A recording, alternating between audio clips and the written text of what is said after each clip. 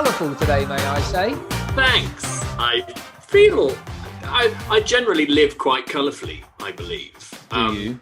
I'm a fan of light and always want the curtains open wide and not all lights on in a bad eco way, but like I need and prefer to sit in the light. I'm very much a what's the opposite? Well, I'm not a bat who hangs in a cave. I love the fact that we started the Human podcast with your statement, I'm not a bat. There's the title of the episode. That's going on a t-shirt. Oh, tell us about the t-shirts, Jez, while we're here. Well, I like this one so much that I'm wearing it again. It has been cleaned. This is my I am human statement. There is another one in the shop that says only human. And of course, the new range of the quirky little episode title range as well. But you've gone off-piste by the looks of it, Matt. But themed, episode themed by the looks of it. Pride versus shame. Which is better? No, it's not a smackdown. It's how much, how intrinsically linked they are. One comes from the other and vice versa. And of course, last month, June, was Pride Month, which I say, of course, maybe you didn't know. Maybe you have. Well, do you know what? There is an interesting thing to discuss here. In fact, we discussed it before. The rainbow flag being co-opted by the NHS, which isn't a bad thing, but has confused the issue of what the rainbow flag is, which came from Pride parades, gay liberation, essentially in the 60s, starting at the Stonewall Bar. Sure. Shall I do a potted history? Do you want? I think, do, because I have an understanding of a potted history, but it sounds like you have a good grip of this. So let's go, because I don't actually know why the rainbow flag, and you probably do. The rainbow flag, the 7 original colours, each colour symbolised a different element of life. So green, for example, was nature. So that might have been your colour, Mr. Nature. Yeah. Thanks. That's what they call you. Apparently. Unbeknownst to me. It was used as that shorthand of you are safe here. Yes. That recognition that you are welcome here. No matter who you are or how different you are from, the wider societies. Exactly. Given in the 60s, homosexuality was illegal in most countries. Well, it's decriminalised at the end of the 60s in the UK. I don't know the date in America. I've got a horrible feeling there was still some states when it was like 1999 or something. Yeah, sure. In the 60s, there was a bar, it still is, in New York called Stonewall. And that was the foundation and origin of the fight for gay rights as it was then. Obviously, very delighted to expand that to LGBTQ+. But the amazing thing is, it was started... So basically, the police have been harassing, because New York City cops, we know them. We've seen those films. Yes, exactly. The police have been harassing various different gay bars and haunts throughout New York. And it just got to the point when it had been going on for so long, people said enough is enough. And a riot started. So police tried to shut down Stonewall again, and a riot started there. And let me just interject. That they started to shut it down simply because there were gay people in it. It was a bar that gay people were meeting, and that's why it was being shut down. Yeah, they weren't doing anything. It's not like it was a gay drug den. It's not like they were doing anything illegal. Yeah. Well, they were doing something illegal. In super conservative America, it was everything that they didn't stand for, and they were. This is the counterculture at its worst. And that was obviously just after the Summer of Love. So that whole peace and love of Woodstock and all of that. The legend goes that the first brick or the first fight was started by actually a black trans woman called Marsha P. Johnson. And there was another one called Sylvia Rivera. And this is partly why it makes me so sad that trans people are being written out of our whole community currently by some awful right-wing factions, when actually they are absolutely integral to the gay struggle, to gay life, to the allowance for us to be who we are now, talking about who we are. Sure. So I'm very, for the avoidance of doubt, pro-trans. Trans rights are human rights. Trans men are men. Trans women are women. That's just goes without saying. So from that moment, that was the beginning of the gay liberation, as it was called, and the development of a pride parade of people standing up and being counted. And it is a protest. And it is also a celebration, but it can be both. And there's actually, over the last few months, been a big debate about corporations at Pride and things like that. And I can see both sides of it. So you don't just want some business to stick a rainbow logo on their app and go, yeah, we're Pride inclusive. And then on like 1st of July, oh no, back to anything, and nothing's changed. Yes. You obviously would love some money to be donated to causes, for example, but equally, and so people get very upset about that, and I completely understand why. But on the other hand, that visibility is also hugely important. And there may be people in that company who are gay, or any part of the community, who aren't out or coming to terms with it. And seeing that rainbow app might actually inspire them and go, hang on, visibility, maybe it's okay for me to be who I am.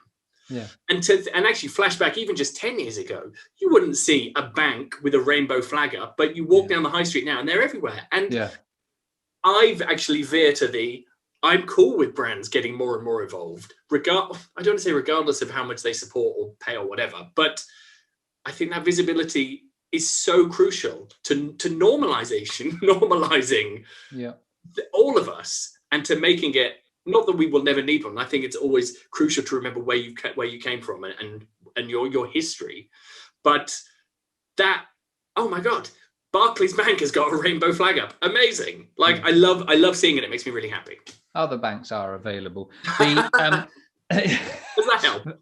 I think it's it's baby steps, isn't it? Yes. And I'd almost controversially say it doesn't matter if they do nothing else, because the fact is they got the choice as to whether or not they did put the rainbow flag as their logo, or put it up in their bank or whatever, even if just for a month.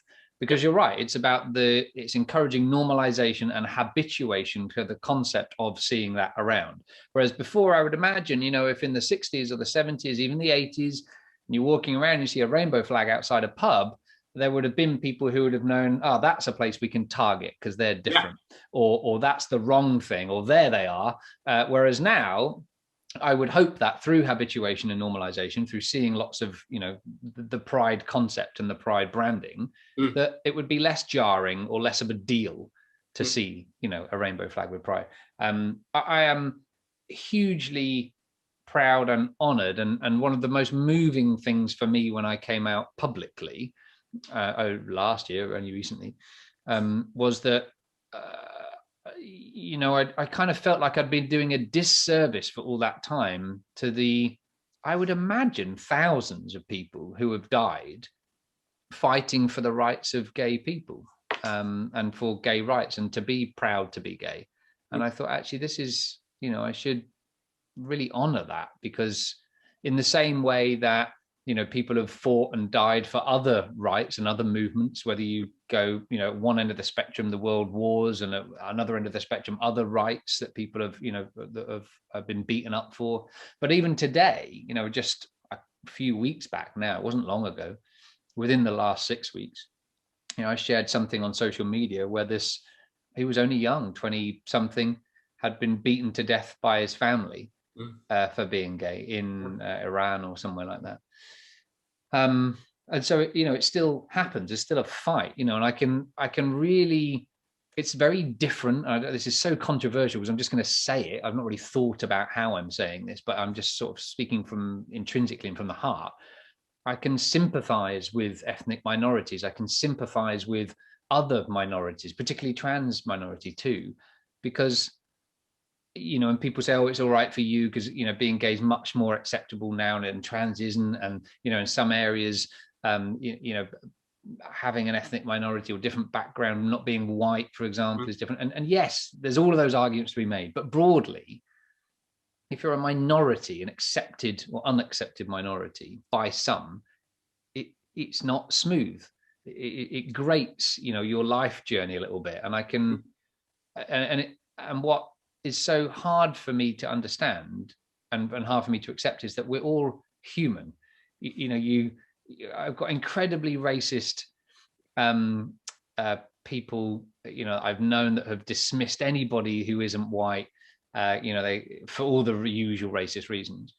And yet when you go to hospital, because I've worked in a hospital, an awful lot of incredibly talented physicians and nurses are not white or from England.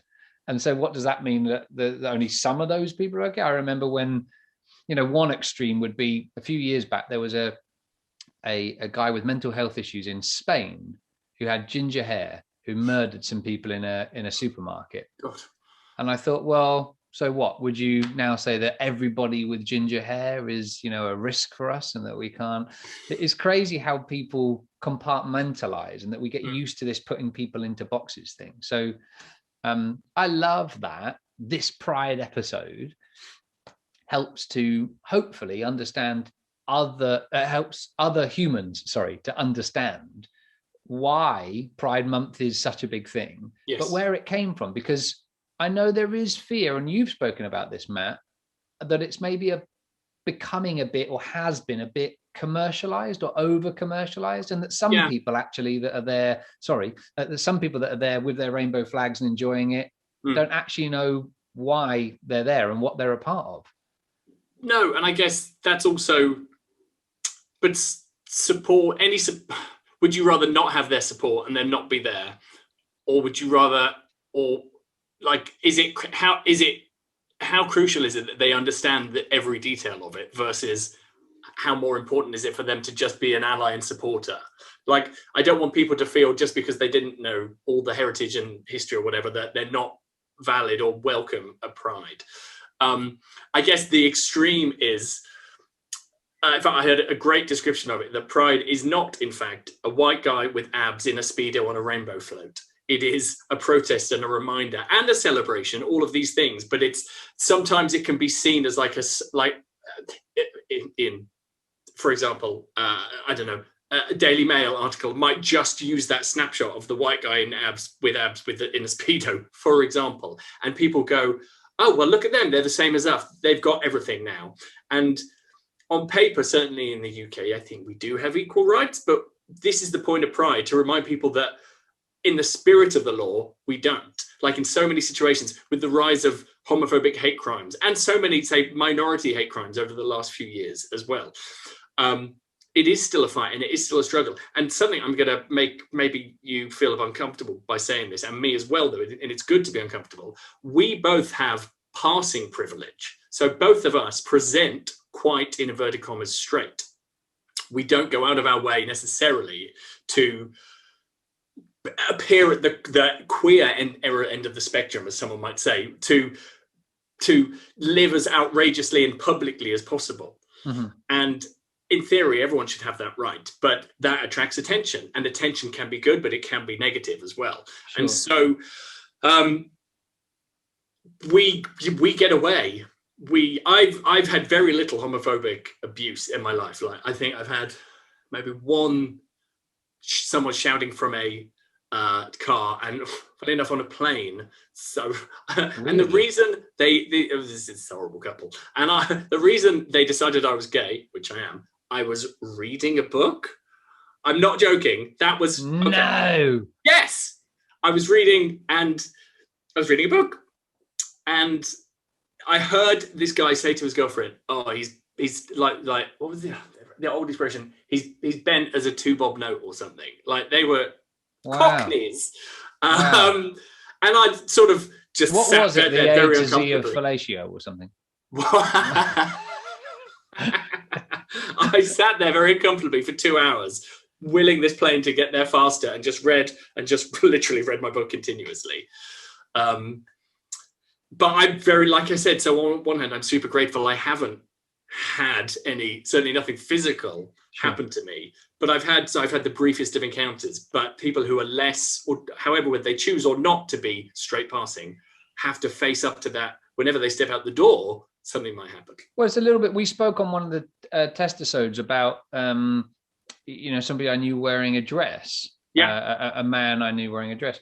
And wouldn't it be lovely if we could all, gay, straight, indifferent, confused, unsure, everybody, encompassing as in humans, do what we wanted to do, what felt right for us with pride, and know that we would be accepted. Now, that's an interesting thing for you to think about, dear listener, if you're not gay, and you're thinking, well, or what if I wanted to wear a trouser suit, or what if I wanted to wear a dress, or what if but the very fact that you're having to think, well, what would people think of me, or what would people say, or what would the repercussions be, are exactly why so many minority groups have had to fight, and why still now the Pride Month happens, because actually in the same way that we honor fallen soldiers, in the same way that we honor, Martin Luther King's movements, in the same way that we honor other people. I mean, Gandhi was shot dead for, his beliefs and his following. And I'm not likening those directly. Let me just be really clear, because I know there's a lot of people that get very jumpy when you start to do stuff like that. But they're all examples of ways in which we respect the past and honor those people who have allowed us to get to the point that we are now, and to express who we are in the way that we do now, but that it's still not fixed. In the same way that racism has been going on for so long, that there are still plenty of very sad and unfortunate and sickening episodes of racism, the same way that there's that with homophobia as well. And so I think Pride is a really important event, not just for gay celebration of gay liberation of rights, that we are human like everybody else, but also to bring closer the wider community to understand why it is that there are all these gay people having a joyful time in cities across the country waving rainbow flags. And so, you said earlier, is it better that they just come and they don't know? Well, maybe. I'm uncomfortable with that, I'll be honest, but maybe that's just because of who I am, that I want to know about what shit went on in World War I and how horrific it was, so that when I wear a poppy, it feels a little bit more resemblant. It's like, actually, I get this. I get why this is important, rather than, I'll put that poppy on because it looks nice on my lapel. In the same way that if I'm going to attend a Pride event, or if I'm going to wear something with rainbow colors, that it has almost a kinesthetic, a connection, a meaning, that actually I understand the reason why this exists. I think that can only be a good thing. Well, that was deep, Matt. Wow. Should we have a little light relief? Oh, we should. We should. Book of the week. Just a short jingle this week. Oh, well, isn't it? It's very short and sweet. We're busy people. We are. I always go first. Would you like to go first? Oh, I'd love to. That's extremely sweet of you. Okay, so my book of the week is, I chose it for two reasons. Firstly, because there are lots of colours on the book cover. It's not quite rainbow, but it's almost there. But also there is an element of pride in the context, and it's sort of something that we're going to cover in part 2 of this week's episode. It is Rachel Clark's Dear Life. And Rachel Clark wrote a book called, the first one that she wrote, give me 20 seconds, Your Life in My Hands. Sunday Times bestseller. It was her sort of story as a junior doctor. She moved from emergency medicine into palliative care. And this is an incredible sort of story about why somebody who spent her entire training to save people's lives moved into an area of allowing people to die with dignity, and sometimes actually enhancing, and improving the death sequence. But there's this beautiful step change in the middle where her father, her sort of, guiding light, who was also a GP and a doctor, he develops terminal cancer. And she then has to be the carer and the doctor for her own father as he comes towards the end of his life. And so she sees it from the other side as well, and writes beautifully and sincerely and heartwarmingly and authentically about what it's like to allow people to die with dignity, and what it's like to have pride in living, but also pride in dying. And it is one of the most beautiful books I've ever read. It's called Dear Life by Rachel Clark, and it is published by Little Brown. Oh, that's my distaste for non-fiction is well publicized, but I might read that. Sounds quite lovely, in fact. Might is a little non-committed, but anyway. I'll add it to the list. Mine is actually, the link to it, today's episode, is because it features a gay character unlike how I'd never seen it portrayed before. And that was really powerful for me. And it might sound strange because here's a 60s gangster. The book is called The Long Firm by Jake Arnott. And actually, he ended up turning it into a trilogy that goes through the years. Sorry. Oh, my word.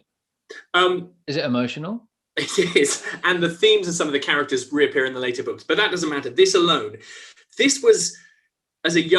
came out about 20 years ago, and I read it not long after that. And as a young man coming to terms with his sexuality and understanding what it meant, I had only seen, growing up in the Midlands in the 80s and 90s, a very narrow understanding of who a gay man was, what he did, how he lived. Now, I'm not saying this inspired me to be a gangster in the East End and to do awful things. It just helped me realize that anyone could be gay. And that was the genius moment. Sure. Because here's the thing as well, especially growing up in the past, gay men were always camp or funny. There were tropes. Yes. They were specific types. And I thought I had to be one of those. And then, even partly, it helped me realize that it's okay for gay people to be boring. Like, everyone, it's okay to be not always funny and the life and soul of the party. Just that actually, we are literally the same. And that was a huge moment of revelation for me. Oh, lovely. I think it might have also been the first gay sex scenes I read in a book as well, which was also So it's a well-thumbed book, is it? Interesting. Go on, Jake.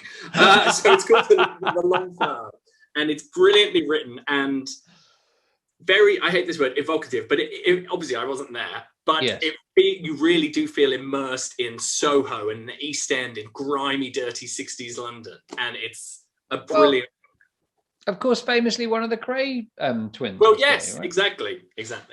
And it sort of skirts around that them as well, and just that whole gangster family and life. But it's a brilliant book. I love how Jake Arnott is gay as well, which is good. Oh, okay. So which is good. Two thumbs up. It's good if I ever, bump into him.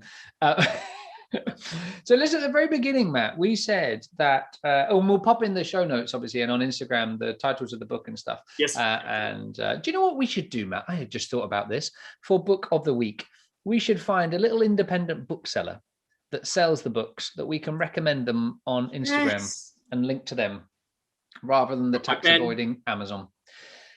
So we mentioned at the very top of the podcast, pride versus shame. Yes. And this is really interesting because, of course, it's the opposite ends of the spectrum, right? And both of those things, pride and shame, are something that I suspect both of us at some point in our lives have experienced because of being gay. Yes. But also, let's just kind of flip the table a little bit on this little bit, like the blackboard, the old kind of chalkboardy thing that they had at school. Because there's another side to this, isn't there? And that's that, pride can be really useful, but also shame can be really useful. But does too much pride cause shame? And is too much pride okay? Is it okay to be proud of something and show it? Because I sort of feel that in the West, and certainly probably British society as well, I suspect there's a bit of a suppression of that. There's very much a sort of, importance of being earnest, isn't there? Yes. And yes, does it veer into what people would term arrogance? Yeah. And also I heard recently, I might have mentioned this in the testisodes, but I'm going to say it again because they were the testisodes. That people don't fear actually being arrogant. They fear being thought of as arrogant, regardless of whether they are or not. Yeah, so that's the thing that stops you saying it, right? Is you think, I won't say that because they'll think I'm arrogant, even though you don't feel like you're arrogant. They may not think that. Yeah, sure. We project. And I think there's a, now that is interesting, isn't it? Because sometimes, in fact, very often, I would say, when somebody says something, and I've called you out on this as well, where they say something they've done, they play it down a bit, or they say, I don't want to sound too, arrogant or whatever. But actually, I think there's a really important piece about having pride, because it develops self-confidence, but also self-value and self-worth, right? To be aware of exactly, and to be aware, well, at least of all you, but to be aware. I take that back. You are very good at that. To be aware of the things that you've done that are good, because I am terrible at pride. Terrible. I've spent 4 years here at the farm. I spent the best part of 2 years digging and planting and creating gardens. There was like nothing here when I got here. And just this week, we sat outside and it was gorgeous and sunny, and I was really tired, and I just sat and we'd eaten. And there was just a moment where I looked around and I got this sense of pride that I think I've only really felt it once before in the garden, because I'm constantly forging. I just see a big list everywhere. I've got to do that, that needs doing. And I sat there and thought, do you know what? Actually, I've created something quite lovely here, and I was really proud of what I'd done, what I'd achieved. And it was a great feeling, but it was a quiet pride. I would feel weird about sort of putting it on social media and saying, da-da, look what I've done. Isn't this great? For that exact reason, for fear that other people would go, oh, look at him, he's arrogant. But actually, if you're going to perceive it as arrogance, that's fine. But for me, I'm really proud of what I've done today. You know, I'm proud that I got an OBE. I haven't. I'm proud that I got a knighthood. I haven't. I'm proud that I figured if you start dropping it in early enough, right? And I'm proud that this job came off, or I did this or whatever, or this output. So does that sort of make sense to you? Can you identify with that same thing? Absolutely. And I'm going to give you a challenge. Oh, unexpected challenge of the week. I am going to recommend you do, for example, a social media. You said do. I did say do. A social media post about your wonderful garden. Because here's the thing. Okay, maybe out of 1,000 viewers, one person might go, oh, look at him. 999 people will be inspired and realize maybe I'll create a little pocket of beautiful garden, even maybe in a window box, or maybe in my garden or an allotment. Like, us diminishing our own light and shine only keeps other people down. Yeah. Like, my favorite expression is a rising tide lifts all boats. Yes. And it absolutely does. Us looking after ourselves, us doing good stuff and being proud of things we love only inspires and lifts everyone else. Yes. I think that's a lovely thing, actually, Matt. And it's a really nice, it's one of the, we've been recording these for quite some time now. And finally, we've got to a piece of advice that actually is useful for me. That this is for me. This is really, it's really lovely to hear that. That's it. Thank you. I will do that. Yeah, good. No filters. No filters. And it will be my garden. You'll be looking at it going, that looks like Q. No, definitely my garden. So then I think that's an interesting thing to sit with. And I don't really have too much more to offer on the idea of pride this week in terms of, what people should do. But I think it's interesting it's one of those sort of car journey things, isn't it? Like when you're out in the garden, or when you're sat with your own thoughts for a bit, wherever that might be, making your tea in the morning, in the shower, whatever, just to sit and maybe think, what am I proud of? It's an interesting thing maybe to put into your weekly routine.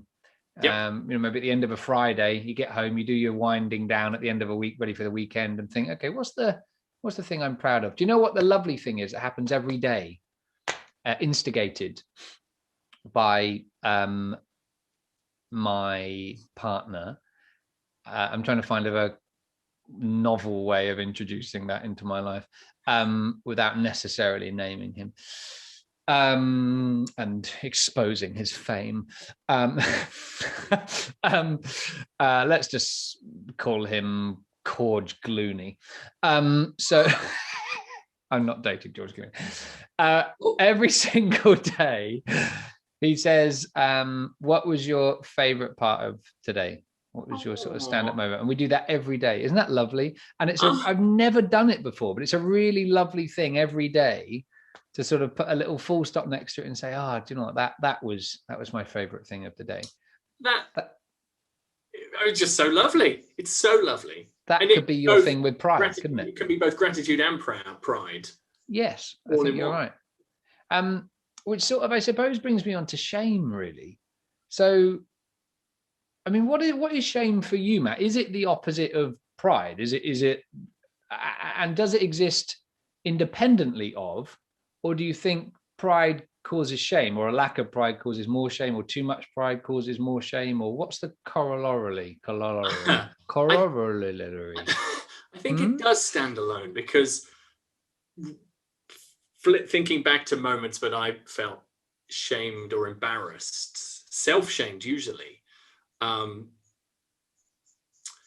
it's when I've let someone down, for example. That's when, for me, that's my current version of what I would call shame. Or in any regard, whether it was, well, usually I guess personally with a friend or something. And I think as I've got older, I'm better at making sure that doesn't happen. But this comes back to that concept of you're never going to be able to keep all the balls you're juggling up in the air. And sometimes you'll drop one. And when sometimes it's I did hit this one. Where did I hear that?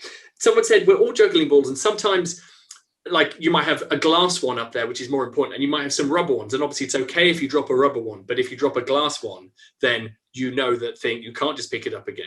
You'd have to get a separate one. And but I think as I've got older, I've got better at keeping my balls in the air. So that analogy leads to. Does it?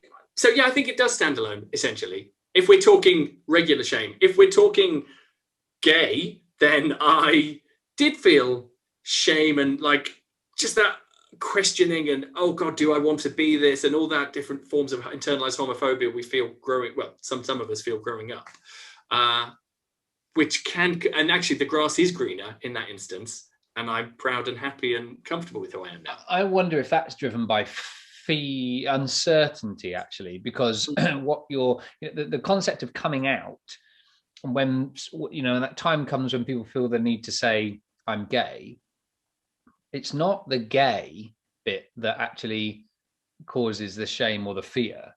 The fear is driven, and the moment of coming out, that the emotional conjecture, the psychological stress, the emotional stress, the environmental stress is caused by fundamentally you saying, I am not the person you think I am.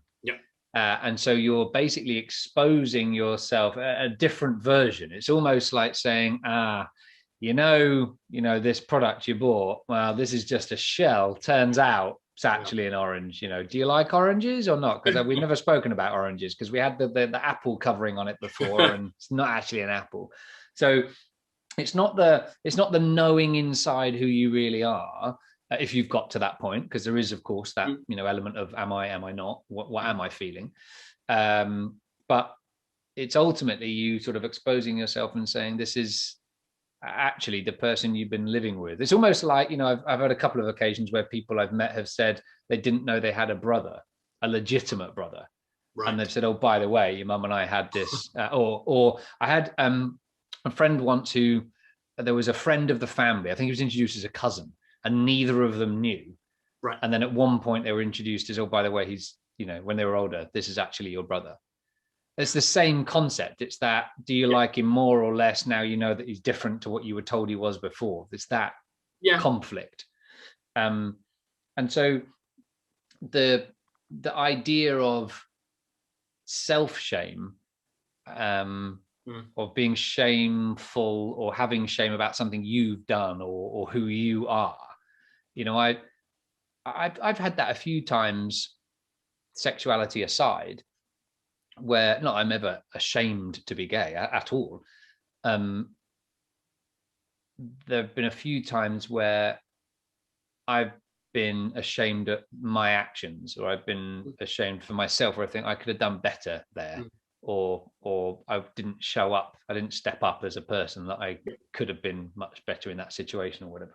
And I think that's interesting, because with pride, we squash it. And we tend to subconsciously or consciously say, okay, well, that's enough of you, of your self-gratification and your self, validation. Just keep that quiet now. Yes, all right, well done. You won the competition. That was last week's news. Now let's move on with our lives. And as I was saying to you earlier, the reality is that happened.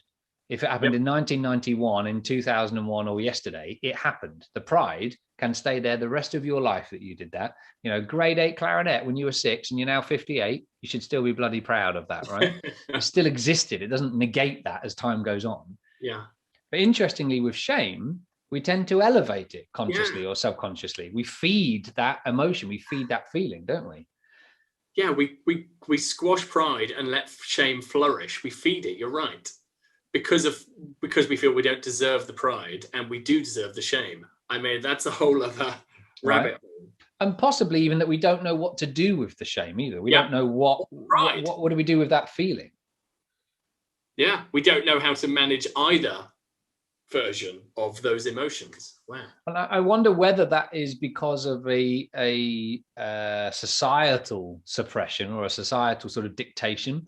There's a whole thing. We probably should do a special episode on why you are the way you are, why you think the way you think. I'm talking to you now, dear listener.